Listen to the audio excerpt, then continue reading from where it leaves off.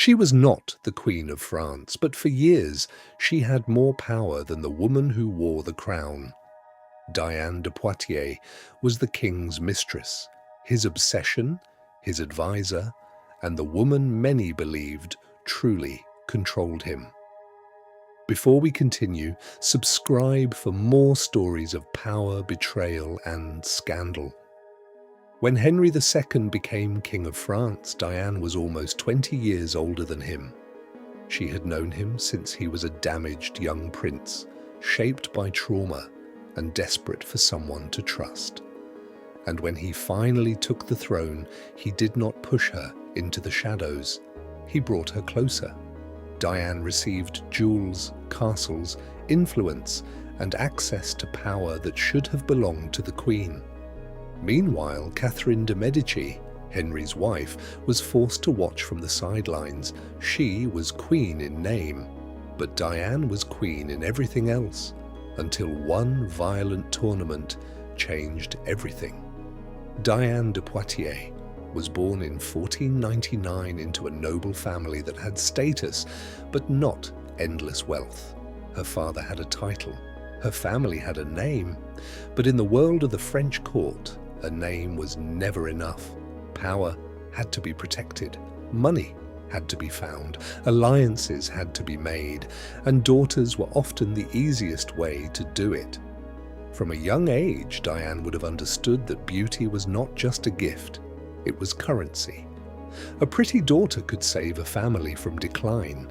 She could attract a powerful husband, connect one house to another, and open doors that would otherwise stay closed. So, Diane learned early. She learned how to stand, how to speak, how to be noticed, without seeming desperate for attention. She learned that a woman at court could not always choose her life, but she could learn how to survive inside the choices made for her. Before Diane ever met a king, she was already being prepared for a world where charm could be a weapon and silence could be protection. In 1515, Diane's future was decided for her. She was married to Louis de Braise, one of the most powerful men in France. He was wealthy, respected, and closely connected to the royal court. He was also much older than her. For Diane, this marriage was not a love story. It was a transaction. Her youth, beauty, and family name were exchanged for security, status, and protection. That was how noble marriages worked. A girl could be raised carefully, dressed beautifully, and taught to behave perfectly, only to be handed over when the right deal appeared. But Diane did not disappear inside her marriage. She watched, she listened, and she learned. Louis had power, but Diane learned how power moved around him.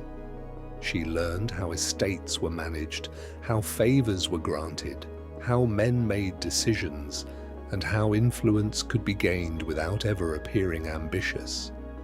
To the outside world, she was the elegant young wife of an important nobleman.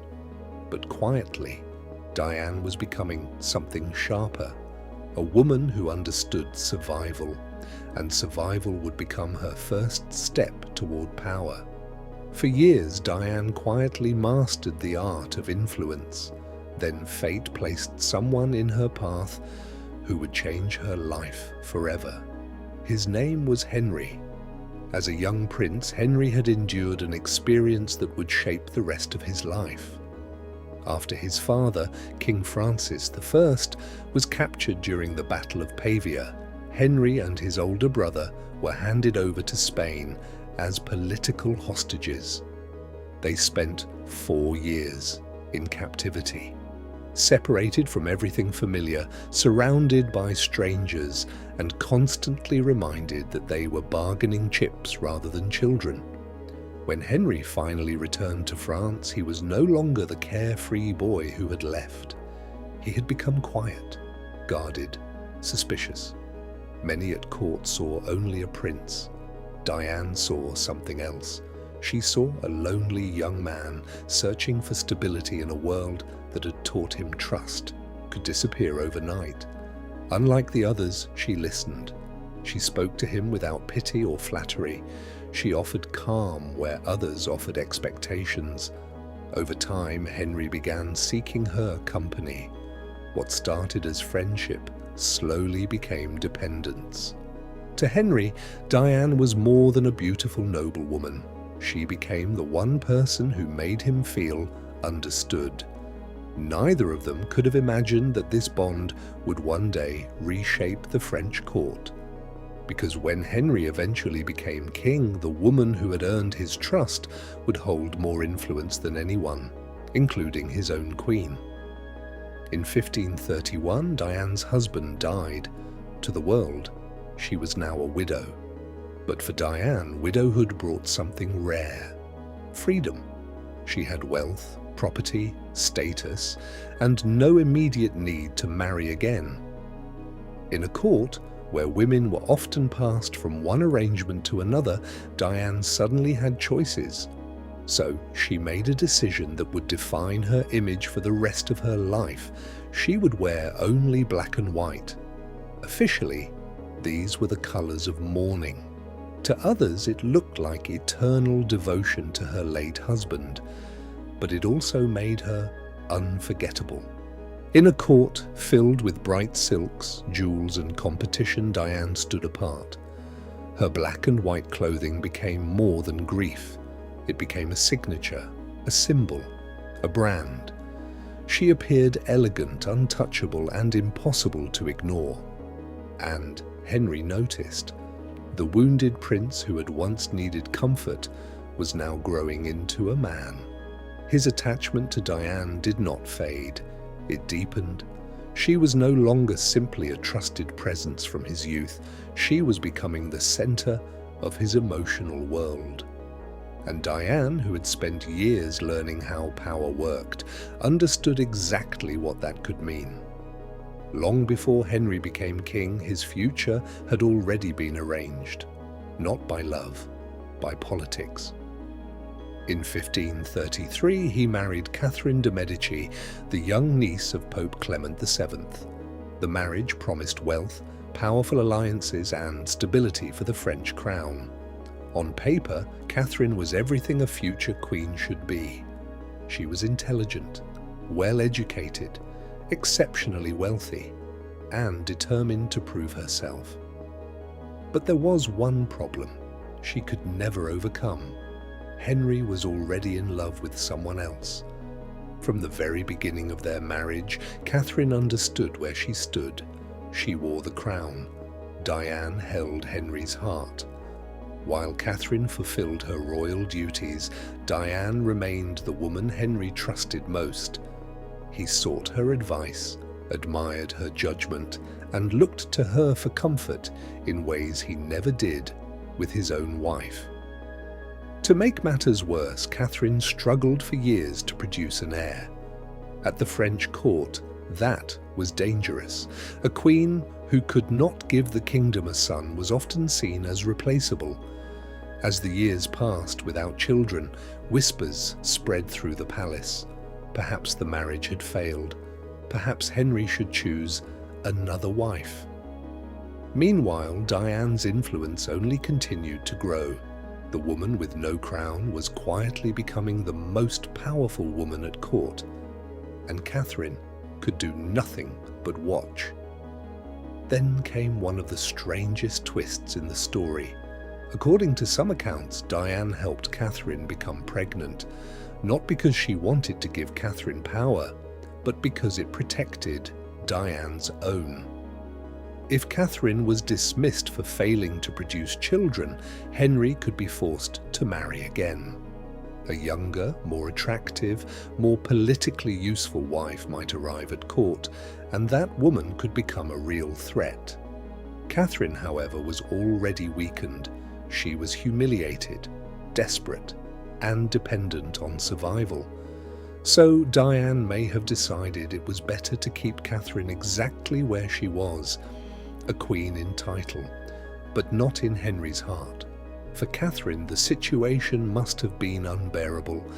Imagine needing advice from the woman your husband loved more than you. Imagine swallowing your pride, because your entire future depended on producing an heir. Eventually, Catherine gave birth to children. Her position became safer. The dynasty had heirs. But even then, Diane remained the woman Henry wanted most. Catherine had secured the future of France. Diane still controlled the king. In 1547, Henry became King of France, and Diane's power exploded. She was no longer just the king's private obsession. She became the woman people had to pass through if they wanted access to him. Ministers, nobles, ambassadors, and courtiers all understood the same truth. Henry listened to Diane. Her influence reached into politics, appointments, architecture, finances, and court life. She received land, titles, jewels, and one of the most beautiful castles in France, Château de Chenonceau. Her symbols appeared beside Henry's. Her colours followed him everywhere. Her presence was woven into the image of his reign. And Catherine, the actual queen, was forced to live with the humiliation. She had given Henry children. She had secured the dynasty. She had done what a queen was expected to do, but Diane received the affection, the attention, and the rewards. To the world, Catherine was Queen of France, but inside the palace, everyone knew where the king's devotion truly belonged. Diane had no crown, but for years she ruled as if she did. Power alone was never enough. Diane knew that everything she had depended on one man. If Henry ever stopped loving her, the castles, the jewels, and the influence could disappear overnight. So she treated beauty like a profession. While many nobles indulged in lavish feasts and endless celebrations, Diane lived with remarkable discipline. She exercised daily, rode horses for hours, ate lightly, and followed strict routines that amazed people at court. Even as she grew older, visitors continued to describe her as elegant, graceful, and astonishingly youthful. Her appearance became part of her authority. It reminded everyone, including the king, that she was unlike any other woman at court. But beauty could not stop time. Henry was growing older, France was changing, and the higher Diane climbed, the further she had to fall. Neither of them knew that one summer afternoon, a single broken lance would bring 20 years of extraordinary power to a sudden and devastating end. By the summer of 1559, Diane de Poitiers seemed untouchable. For more than 2 decades, she had stood beside Henry II through triumphs, wars, and political crises. While ministers came and went, Diane remained. It was easy to believe nothing could ever change. Then came the tournament. The celebrations marked the Peace of Cateau-Cambrésis and the recent royal marriages that were meant to secure France's future. Knights from across Europe gathered to compete before the king, the queen, and the entire French court. Henry was 40 years old. Many believed he had nothing left to prove, yet he insisted on entering the lists himself. Some advisors urged him to stop after several successful rounds. Even Catherine reportedly felt uneasy, but Henry refused. Whether driven by pride, tradition, or the desire to impress Diane one more time, he lowered his lance and charged again. His opponent was Gabriel de Montgomery, captain of the Scottish Guard. The two men collided with tremendous force. At first, it looked like another successful pass. Then Montgomery's lance shattered. A splinter shot through the king's visor and pierced his eye, driving deep into his skull. The celebration ended in horror. Henry was carried from the field, bleeding and barely conscious. The greatest doctors in Europe rushed to save him. For 10 agonizing days, the king drifted between hope and death. And as he lay dying, the balance of power that had ruled France for 20 years began to crumble, because everyone knew one thing: if Henry died, Diane would lose everything. As Henry lay dying, he reportedly asked for Diane, but Catherine refused to let her in. For years, Catherine had been forced to watch another woman hold her husband's heart, his trust, and his power. Now, for the first time, the Queen could say no. When Henry died, Diane's world collapsed almost instantly. The love that protected her was gone. The king who had given her everything was dead, and Catherine moved quickly. Jewels, lands, privileges, and royal gifts were reclaimed. Diane was forced to return treasures that had once made her look untouchable. Most importantly, Catherine took back Château de Chenonceau. The castle had been one of Diane's greatest symbols of power. Now it belonged to the Queen. Diane was not executed.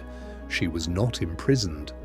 Catherine chose something quieter: exile. Diane was sent away from court, far from politics, far from the world she had once controlled. For a woman who had ruled without a crown, irrelevance was the cruelest punishment. After leaving the royal court, Diane disappeared from the center of French politics. For more than 20 years, kings, ambassadors, and noblemen had competed for her attention. Now, the palace moved on without her. She returned to the Château d'Anay, the estate she had transformed into one of the most magnificent homes in France. There, she lived a far quieter life. She managed her lands, oversaw construction projects, and remained respected by those who knew her personally. Although she had lost her influence at court, she never lost the discipline that had defined her life. In 1566, Diane de Poitiers died at the age of 66. For a woman living in the 16th century, that was an extraordinary age. By then, France belonged to Catherine de Medici. The Queen, who had spent decades living in Diane's shadow, now became one of the most powerful women in Europe, ruling through her sons during one of the most turbulent periods in French history. The balance of power had completely reversed. The mistress who had once overshadowed a queen faded into history. The queen, who had once seemed powerless, became the woman who shaped the future of France. It was a reminder that power borrowed from someone else can disappear in a single moment. But power earned and patiently waited for can outlive almost everything. So, who was Diane de Poitiers? Was she simply the king's mistress, or was she one of the most politically influential women of the French Renaissance? She never wore a crown. She never signed royal decrees. Yet for more than 2 decades, few people in France doubted where King Henry II's greatest loyalty truly belonged. Diane understood something that many powerful people never do. Influence does not always come from a throne. Sometimes it comes from trust, from patience, from knowing exactly when to speak and when to remain silent. But her story also reveals the danger of building power on one person. The moment Henry died, everything she had spent a lifetime creating disappeared. Her castles could be reclaimed, her jewels could be taken, her position could vanish overnight. Only her reputation remained. For centuries, history remembered Diane as the woman who stole a king's heart. But perhaps her greatest achievement was something else entirely. She proved that, in an age ruled almost entirely by men, one woman managed to shape a kingdom without ever wearing its crown.